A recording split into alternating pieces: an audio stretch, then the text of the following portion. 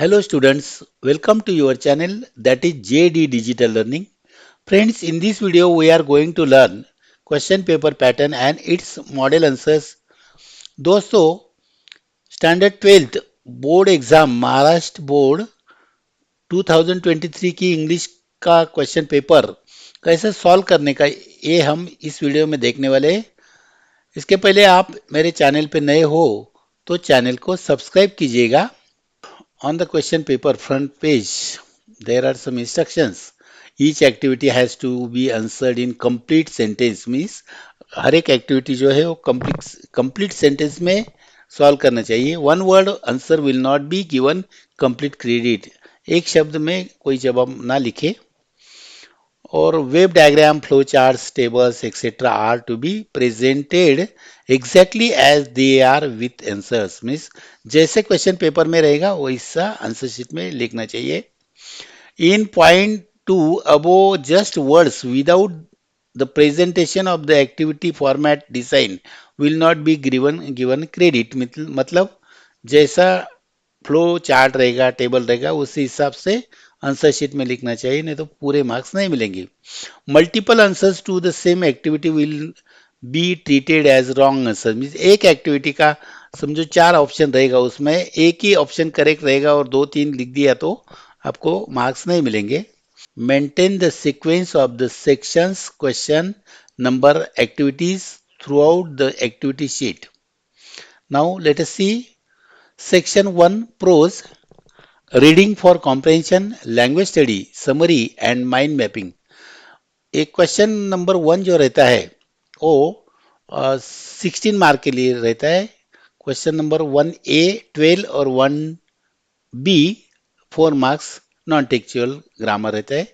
A activity, read the extract and complete the activities given below. ये जो passage है वो सीन पैसेज है. This passage is taken from the text book. Text book में से ये यूनिट नंबर 1.8 जो लेसन है वॉयजिंग टुवर्ड्स एक्सलेंस, इस लेसन से ये पैसेज लिया है. राइटर सोलापुर से बम्बई जब जाते हैं तो वहाँ का एक्सपीरियंस उन्होंने इस पैसेज में शेयर किया है, लिखा है. Let us see activity A1. Choose and rewrite the 2 correct statements from the following. Means यहाँ पे 4 statements दिए हैं, 4 statements are given here and out of them 2 correct statements are there and 2 are not correct. Let us see. The writer had his entire education in English.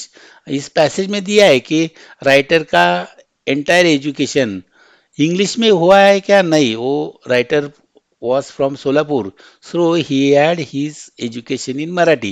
So this statement is not correct. Another is the writer wished to run away from IIT and even Bombay.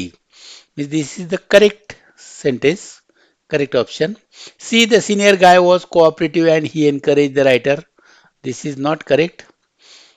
And D, the writer could overcome his feeling of depression with his own efforts. Means B and D, 2 are correct statements. Let us see next activity. Activity A2. The writer developed an inferiority complex during his stay in Mumbai. Enlist the causes. Means जब writer Mumbai में थे वहाँ पे उनका inferiority complex develop हो गया. मत तो उनके रीजन क्या है? Let us C.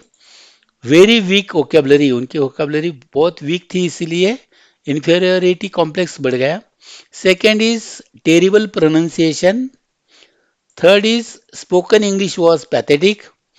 And construction of English sentences very awkward. Activity A3. Point out the qualities of the writer that you have come across while reading the extract.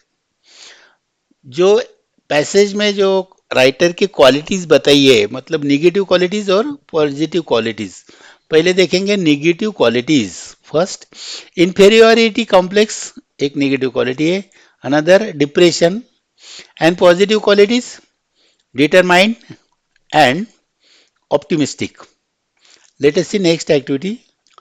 Activity A4 जो है a PRQ मतलब personal response type question रहता है। Give any 4 suggestion to improve English communication skills. English communication skill develop होने के लिए, improve होने के लिए कौन सी सजेशंस आप दे सकते? दिस इज द PRQ, मतलब जैसा कि रीडिंग है, राइटिंग है, कॉन्वर्सेशन है, सजेशंस आप दे सकते। Let us see. Listen, the first step in improving your speaking skill is working on listening. Then second is read. Reading is yet another important skill to have when learning a language. Third is conversation. Develop conversation skill means you can develop conversation with friends, any another persons, or we can say mirror conversation is also good method to develop or improve English. Movies, by watching movies and series. Next, activity A5 language study. इसमें one दिया है, I was quite happy getting in to IIT but my joy was short lived. इसमें instructions क्या दिया है देखो। Choose the correct alternative showing proper use of do, मतलब इस सेंटेंस में दो का यूज करके उसको जो करेक्ट सेंटेंस रहेगा वो लिखने का है। मतलब यहाँ पे देखो जो स्टेटमेंट रहता है, वो जो सेंटेंस रहता है उसको बिगिनिंग में दो आना चाहिए और उस सेंटेंस में जो बट रहता है वो उसको निकालते हैं, अपन रिमूव करते हैं। सो लेट अस सी, दो के तो दो स्टेटमेंट है इसमें। देखो पहला है, though I was quite happy into IIT but है इधर, मतलब बट नहीं चाहिए, मतलब this is not the option. Another option is though I was quite happy getting into IIT my joy was short lived, ये करेक्ट है। So this is the correct option. Next 2, I felt extremely humiliated and upset. इसका क्या करने का है? Identify the correct exclamatory form of the above sentence, मतलब जो sentence है उसका एक्सक्लेमेटरी फॉर्म जो है वो करेक्ट ऑप्शन चूज करने का है। देखो यार रूल कैसा है, एक्सक्लेमेटरी सेंटेंस बनाते वक्त हाउ या व्हाट से शुरुआत करते हैं और जो तीव्रता दर्शक शब्द रहते हैं वो निकाल देते हैं, जैसे कि एक्सट्रीमली, वेरी, इमेंसली। और जहाँ पे ए एन आर्टिकल रहेगा तो व्हाट से शुरुआत करते हैं और नहीं रहेगा तो फिर हाउ से शुरुआत करते हैं। यहाँ पे एक्सट्रीमली है, देखो ए एन नहीं है तो हाउ, और वो निकालेंगे, मतलब एक्सट्रीमली निकालने का मतलब हाउ से शुरुआत और एक्सट्रीमली शब्द निकाला हुआ चाहिए। मतलब देखेंगे यहाँ पे हाउ है, how humiliated and upset I felt, ये एक है, और दूसरा है हाउ एक्सट्रीमली है, एक्सट्रीमली तो निकालना चाहिए। सो this is the correct answer, how humiliated and upset I felt. Next, A6, match the following words in column A with their antonyms in column B। मतलब यहाँ पे कॉलम A से column B match करने का है। तो answer sheet में column A जैसे कि वैसा लिखने का और उनके antonyms means opposite words B column में जो है, जो नीचे ऊपर दिए है उसको मैच करने का है। तो B कॉलम अलग से बनाने का। डिफिडेंट मतलब जिसको कॉन्फिडेंस नहीं है, उसके अपोजिट वर्ड है, मतलब अपोजिट वर्ड है कॉन्फिडेंट। ह्यूमिलेटेड मतलब मानहानि करना, अपमानित करना, तो इसका अपोजिट वर्ड है एक्जिलरेटेड। एरोगंट मीन्स घमंडी, उसका अपोजिट वर्ड है हम्बल। एंड इंफेरियोरिटी, इसका अपोजिट वर्ड है superiority. Next B1 a non textual grammar के ऊपर एक्टिविटी है, do as directed. 1, both the partners have sign this agreement in haste. Identify the correct passive voice from the above sentence from the alternatives given below. मतलब ये जो statement है उसका passive करने का है।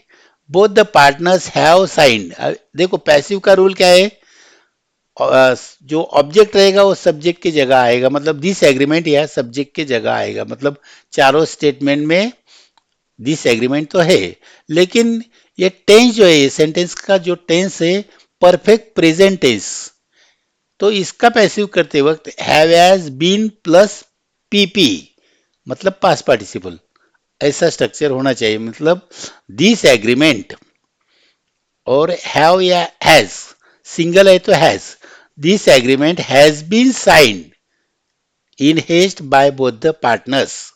This is the correct answer. Next, I asked my sister What can I do for you in this matter?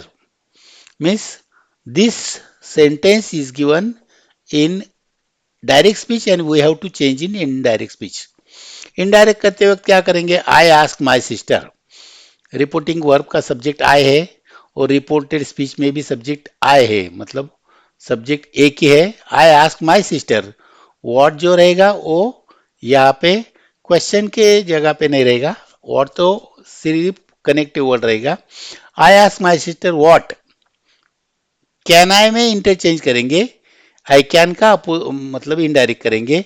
I ask my sister what, I का होएगा आई रहेगा और कैन का बनेगा could. I ask my sister what I could do for you. For you तो for her बनेगा और this का बनता है दैट. मतलब correct answer is I ask my sister what I could do for her in that matter. Next, as soon as he left the house, he met with an accident. Identify the correct no sooner than form of the above sentence from the alternatives given below. मतलब जो option दिए है इसमें no sooner then का जो भी option है वो चूज करने का है. देखो रूल क्या है, एज सुन एज जो सेंटेंस रहेगा और उसका नो सूनर दैन करते वक्त एज सुन एज की जगह नो सूनर यूज करने का. फिर उसके बाद पहले क्लॉज में पहले सेंटेंस में हेल्पिंग वर्ब है क्या, वो नहीं रहेगा तो डू डज डीड यूज करने का. या लेफ्ट है पास्ट है तो डीड यूज करेंगे और लेफ्ट का लिव करेंगे. मतलब नो सूनर डीड ही यहाँ पे बनेगा लिव. ऐसा सेंटेंस किधर देखेंगे, no sooner did he leave the house, उसके बाद कॉमा की जगह पे then. No sooner did he leave the house then he met with an accident. This is the correct answer. B2. Spot the error in the given sentence and rewrite the correct sentence. Sentence दिया है she has been worked in this office since 1996. यहाँ पे 1996 से office में काम करती आ रही, मतलब ये है परफेक्ट प्रेजेंट प्रोग्रेसिव टेंस होना चाहिए. तो परफेक्ट प्रेजेंट प्रोग्रेसिव का स्ट्रक्चर ऐसा रहता है have been has been plus ING to verb. मतलब she has been working in this office since 1996, ऐसा आंसर होना चाहिए. Now second question unseen passage है. Read the following extract and complete the activities given below. The government of India is encouraging tourism, medical tourism in country by offering tax benefits. मतलब ये जो passage है ये medical tourism के ऊपर दिया है. मतलब जैसे कि हम मेडिकल ट्रीटमेंट के लिए बाहर देश में जाते हैं, बाहर के लोग अपने देश में आते हैं, तो उसी को बोलते हैं मेडिकल टूरिज्म. इसके ऊपर ये पैसेज दिया है. तो you will read the passage carefully, then you will try to solve the activities. First activity क्या दिया है देखो, complete the web. Infection of diseases possible through medical tourism. Medical tourism के थ्रू कौन से इन्फेक्शन हो सकते या इन्फेक्शियस डिसीज हो सकते. तो पहला है हेपेटाइटिस ए, दूसरा है amoebic dysentery, influenza and tuberculosis. Next A2. Complete the following statements with the help of the information provided in the extract. जो एक्सट्रैक्ट में जो सेंटेंस दिया है उसे कंप्लीट करना है. Building up natural immunity is must for all. Natural immunity buildup करना है, मस्ट है. इसका रीजन क्या, because lack of immunity can create. Immunity नहीं रही तो क्या हो सकता है, gastrointestinal disease like hepatitis A, amoebic dysentery, etc. Next is the concept of medical tourism can not be much successful in India because तो India में medical tourism की कंसेप्ट ए कंप्लीट नहीं हो सकती या सक्सेसफुल नहीं हो सकती. इसका रीजन क्या है, India has failed to provide nourishment, sanitation and health care to its masses. Activity A3. Complete the following table with reference to the statement medical tourism is mixed blessing. मतलब medical tourism जो है ये mixed blessing है, मतलब कुछ advantages है, कुछ disadvantages है। Let us see positive aspects of medical tourism. इसमें है टैक्स बेनिफिट्स। मेडिकल टूरिज्म के थ्रू हमें टैक्स मिलता है, this is the positive aspect. Another is export increase, हमारा एक्सपोर्ट जो होता है वो इंक्रीज होता है। Next negative aspects, delayed infection, मतलब कोई पेशेंट अपना रेगुलर जो फैमिली डॉक्टर से छोड़ के बाहरी देश में जाता है तो उनका जो कांटेक्ट नहीं होता है, इसकी वजह से डिलेड इन्फेक्शन हो सकता है। Another exposure to diseases. A4, this is the personal response type question. We need to promote the concept of wildlife tourism in India. मतलब भारत में वाइल्ड लाइफ टूरिज्म जो है इसको प्रमोट करने की जरूरत है। स्टेट वेदर यू एग्री और disagree with the statement, mention any two arguments. मतलब वाइल्ड लाइफ टूरिज्म प्रमोट करने की जरूरत है, इसे आप एग्री होगे तो इस हिसाब से आंसर लिखेंगे, डिसएग्री रहेगी तो उनके पॉइंट्स अलग रहेंगे। देखिए first of all agree, new employment opportunities. जब ये वाइल्ड लाइफ टूरिज्म प्रमोट करेंगे तो अपने को न्यू एम्प्लॉयमेंट अपॉर्चुनिटीज मिलेंगी, इंफ्रास्ट्रक्चर डेवलप होता है, रिड्यूस पावर्टी, उससे पावर्टी कम होती है। और if you don't agree with this concept तो आंसर आएगा natural habitats will endanger, it will disturb their feeding rights. A5 language study. First activity, government of India is encouraging medical tourism in the country. मतलब ये जो sentence दिया है तो उसको दिया है इज और आईएनजी लगाया है, मतलब प्रेजेंट प्रोग्रेसिव टेंस का ये सेंटेंस है। उसे क्या करने को बोला है, choose the correct present perfect form of the given statement. मतलब प्रेजेंट प्रोग्रेसिव का करने का है present perfect form. Present perfect का रूल क्या रहता है, हैव, हैज एंड पीपी। मतलब इधर आएगा गवर्नमेंट ऑफ इंडिया, उसके बाद हैव या हैज, मतलब प्रेजेंट टेंस का सेंटेंस है तो परफेक्ट प्रेजेंट टेंस करने को बोला है तो हैज आएगा। गवर्नमेंट ऑफ इंडिया हैज, फिर पीपी आएगा, एनकरेज्ड। मतलब government of India has encourage medical tourism in the country, this is the correct option. Next, this में make it difficult to deal with any complication. इस statement को क्या करने का है, identify the replaced version of statement using the auxiliary of certainty और definiteness. मतलब ऐसा ऑक्सिलरी यूज किया करना चाहिए कि जिसमें सर्टेनिटी हो, निश्चितता हो। तो देखेंगे दिस में मतलब संभावना, तो यहाँ पे मे के जगह पे अपने को सर्टेनिटी वाला यूज करने का है। देखेंगे दिस कैन, कैन मतलब ये मॉडल ऑक्सिलरी है। और दिस माइट, माइट तो इससे भी कच्ची संभावना है। और this will is the correct, so this will make it difficult to deal with any complication is the correct option. Now A6, identify the words from the passage with the following meaning. मतलब ये जो words ये इनके लिए similar words passage में से find out करने का है। ग्रोइंग इमेंसली, सिमिलर वर्ड आया पैसेज में, booming. Threat, similar word, risk. Obtaining, acquiring. Able to approach और possible to approach is equal to accessibility. Next is summary writing. जो A1 में दिया था, जो पैसेज हमने अभी पढ़ा उसमें जो A1 to A6 activity solve करने के बाद बी में वही पैसेज का 1/3 समरी लिखना रहता है। Write a summary of the above extract with suitable title with the help of the given points, hints. Government of India promoting medical tourism, और इसके जो पॉइंट्स ये side effects of medical tourism, response of the Indian population, prospects of medical tourism in India. मतलब यहाँ पे first of all we will write in 1/3 main points लिखना चाहिए, और एक्स्ट्रा अपना मन का कोई लिखना नहीं चाहिए। और जो भी ग्रुप ऑफ वर्ड्स रहेगा उसके लिए एक वर्ड हो सके तो वर्ड या फ्रेज यूज करने का, और only important point should be covered. पहले टाइटल देने का, मेडिकल टूरिज्म अ मिक्स ब्लेसिंग।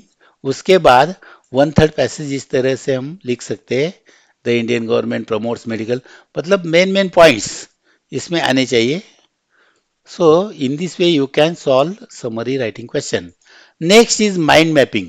माइंड मैपिंग मतलब मन में नक्शा तैयार करने का, जो एक कोई कंसेप्ट हो उसी ऊपर अपने आइडियाज डेवलप करने का। Human interest use, now see, prepare mind map on the topic human interest using your ideas flow design and structure. तो माइंड मैपिंग में क्या रहता है, जो मेन पॉइंट है उसके सब पॉइंट और उसके बाद उनके पॉइंट, ऐसे हिसाब से कोई भी वेब या कोई भी मैप वगैरह निकालेंगे तो उसमें स्ट्रक्चर कैसा भी रह सकता है। देखो, ऐसा स्क्वायर में भी लिख सकते हैं, मेन पॉइंट इधर आएगा, इनके बाद यहाँ पे सब पॉइंट और उनके सब पॉइंट, ऐसा ये भी डिजाइन आप यूज कर सकते हैं, या अलग क्लाउड जैसा भी डिजाइन यूज कर सकते हैं। हम यहाँ पे सॉल्व करने वाले हैं ह्यूमन इंटरेस्ट। ह्यूमन इंटरेस्ट किस किस में रहता है, म्यूजिक में रहता है, आर्ट्स में रहता है, पेंटिंग, या फिर अलग अलग रीडिंग राइटिंग, कुछ भी रह सकता है। तो हम देखेंगे फर्स्ट ह्यूमन इंटरेस्ट गेम्स में। गेम्स में कौन कौन से गेम में रहता है, इंडोर गेम्स मतलब चेस रहेगा या फिर कैरम रहेगा। आउटडोर में क्रिकेट, फुटबॉल या basketball etcetera.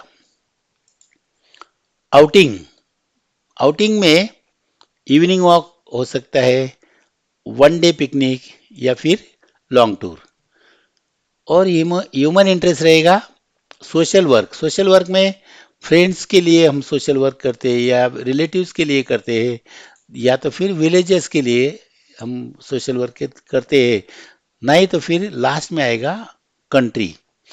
Another human interest reading में हमारा ह्यूमन इंटरेस्ट रहता है, उसमें स्टोरीज, फिर उसके बाद मैगजीन्स, उसके बाद न्यूज़। ऐसा माइंड मैपिंग का क्वेश्चंस इस तरह से सॉल्व किया तो हमें आउट ऑफ मार्क मिल सकते हैं। Section 2 poetry, poetry and appreciation. Question 3A, read the following extract and complete the activities given below. जो पोएम रहती है उसके स्टैंजा, एक दो स्टैंजा या कभी कभी पूरी कविता दी होती है, तो कंप्लीट पोएम देने के बाद उसी स्टैंजा में से एक्टिविटी सॉल्व करना रहता है। देखो यहाँ पे ये जो पोएम है एन इंच के बेल, इसी के एक्सट्रैक्ट इसमें लिए है। Let us see activity A1, rearrange the following incidents as per their occurrence in the poem. जो पोएम है उसमें जो इंसिडेंट जिस क्रम से हुए उसी क्रम से उनको लगाना चाहिए। ये है नीचे ऊपर दिए है तो उनको सीक्वेंस से लगाना चाहिए। तो क्या करेंगे, वो जो एक्सट्रैक्ट है वो एक्सट्रैक्ट में हम पहले ये जो सेंटेंसेस है या कोई लाइंस रहेगी, यहाँ पे पहला आया है I wish I could hear the Inchcape bell, ये है। दूसरा है vessel strikes with shivering shock. Another, he crust himself in despair, one dreadful sound. इसी क्रम से उसको आंसर शीट में लिखना चाहिए। देखिए ऐसा आना चाहिए, the mariner wish to hear the Inchcape bell. Second है the vessel strikes with shivering shock. Third है Sir Ralph the Rover crushed himself in despair. And fourth है Ralph the Rover heard one dreadful sound. Next activity है complete the tree diagram to describe the reasons that resulted in the sinking of ship.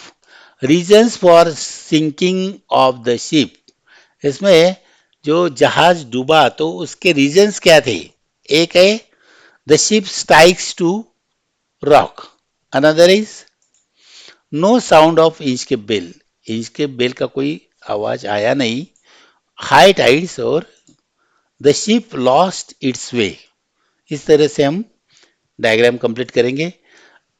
Question A3, ये जो activity थी वो question paper में दी गई नहीं थी, उसमें डायरेक्ट लिखा था accept any correct reasonable answer, मतलब क्वेश्चन दिया ही नहीं था, इसीलिए बच्चों को कंफ्यूज हो गए थे क्या लिखने का, क्वेश्चन ही नहीं था। तो फिर ऐसे वक्त पे सिर्फ अटेम्प्ट क्वेश्चन नंबर डालना, उसके 2 मार्क जो है उसका फुल क्रेडिट मिलता है। लेकिन क्वेश्चन ऐसा होना चाहिए था, explain the proverb in your own words, मतलब अकॉर्डिंग टू द पोएम। ऐसा ये प्रोवर्ब है, as you sow shall you reap, जैसा बोओगे वैसा आप पाओगे, मतलब उसी पोएम में इसी हिसाब से सब स्टैंजा है, मीनिंग भी वैसा ही है। तो इसको एक्सप्लेन करने का रहेगा तो फिर ऐसे लिखेंगे, this proverb tells us the philosophy of life, if we do good things for other, we get positive results. If we do bad things, we get the same things. Crime gets its own punishment. So it is said that as you sow, so shall you reap. और अगली activity ऐसी थी A4, poetic device. मतलब इसमें क्या दिया था, poetic device पूछना चाहिए था, one dreadful sound could the rover here, इस लाइन का फिगर ऑफ स्पीच पूछना चाहिए था, ऐसा पूछा नहीं तो डायरेक्ट आंसर दे दिया था। The figure of speech inversion, the word order is changed for rhyme, the correct word order should be the rover could hear one dreadful sound, ऐसा आंसर ही दे दिया था, क्वेश्चन नहीं दिया था। तो इसके ही 2 मार्क बच्चों को मिल गए, लेकिन अटेम्प्ट करना जरूरी है, क्वेश्चन नंबर डालना जरूरी है। नेक्स्ट एक्टिविटी भी ऐसी ही थी, मतलब कंपोज लाइन, इतना ही लिखा था, मतलब क्या लिखने का, तो आगे कुछ लिखा ही नहीं था। तो ऐसे वक्त पे बच्चों ने कुछ लिखा नहीं, वो भी कंफ्यूज हो गए। तो इसमें क्या होना चाहिए देखो, question number 5, compose composing lines, इतना ही लिखा था। एक्चुअली ऐसा लिखना चाहिए था, compose 4 to 6 lines on the theme of sea, मतलब कुछ दिया नहीं था, और लिखा था accept any reasonably correct answer lines. Actually इसका ही 2 मार्क का क्रेडिट बच्चों को मिल गया। तो ऐसी पोएम यहाँ पे कंपोज करनी चाहिए। O sea you are so great but so small our boat, how vast you are and so small we are. Next है question number 3, B appreciation. Poems के जो स्टैंजाज रहती है उसका अप्रिसिएशन लिखना रहता है। अप्रिसिएशन में कौन से पॉइंट आते हैं देखिए, ये पोएम है, पॉइंट्स ऐसे आते हैं देखो, about the poem, poet, title. This poem she walks in beauty is written by Lord Byron, मतलब ये पोएम जो है लॉर्ड बैरॉन ने लिखी है, और ये पोएम का नाम है she walks in beauty. It is an old written in praise of unknown woman who is undoubtedly very beautiful, मतलब अननोन वुमन जो बहुत सुंदर है उसके बारे में लिखा है। Lord Byron is known as one of the greatest English poet who uses English language effectively. Next है theme of the poem. Beauty is the main theme of the poem apart from other certain themes. Features of the woman like eyes, cheek, brow, traces, color of the skin is praised throughout the poem. Inner beauty is also regarded as a prime factor to bleach the outer beauty. Next point is poetic devices, language style. The poem is full of poetic devices like alliteration. Alliteration means repetition of letters. Personification means human quality is given to another's. Means personification, metaphor, antithesis, opposite ideas are expressed in that line. The example of simile is like the night. Simile means one thing is compared to another. So example of smile is like the night. Alliteration is cloudless climes, starry skies. The example of antithesis, dark and bright, add effect to the theme. The language is simple and lyrical. Next point is special features, tone and type.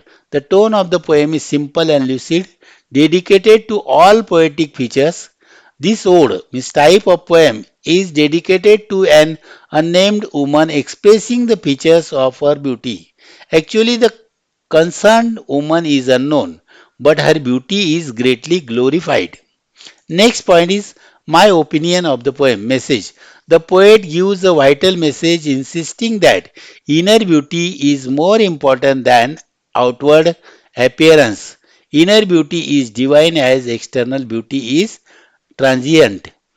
Friends, thank you for watching this video. ये video आपको पसंद आया होगा तो like button पे click कीजिए, और आप इस चैनल पे नए हो तो चैनल को सब्सक्राइब कीजिएगा।